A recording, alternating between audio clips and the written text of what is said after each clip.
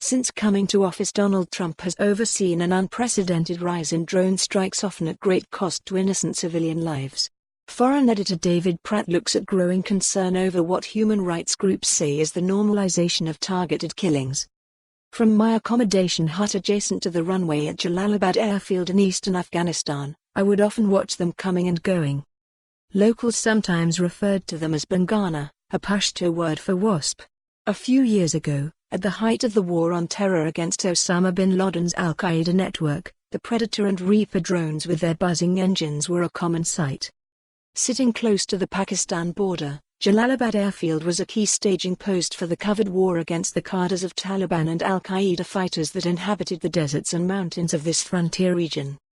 Some of the drones went out on surveillance missions to watch and listen, others fully armed with Hellfire missiles went out to kill. If the attack drones were a common sight, then the shadowy U.S. personnel who helped orchestrate the strikes at selected human targets were only occasionally visible. I remember one afternoon watching as some aging unmarked Vietnam-era Huey helicopters came sweeping in off the mountains, dropping down onto the airfield at Jalalabad. Disembarking from the helicopters, a handful of men, some armed with M4 carbine rifles and all wearing dark sunglasses, stepped onto the tarmac. None of them wore a uniform, only body armor, but they carried a certain military bearing about them, made all the more pronounced by their mysterious anonymity. "Who are those guys?" I recall asking the off-duty American military helicopter pilot who sat next to me outside the hut smoking a cigar. "You don't want to know," the pilot replied with a wry smile, before slowly mouthing three staccato letters, CIA. Predator drones and CIA operatives were the two key components in a program of so-called targeted assassinations that all these years later are more active than ever.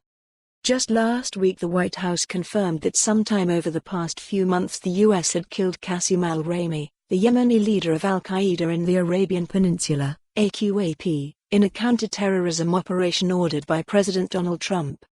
This was the latest in a growing number of such high-profile targeted killings that have recently also included the leader of the Islamic State, IS, group Abu Bakr al-Baghdadi, and Iran's top military commander, Quds Force General Qasem Soleimani.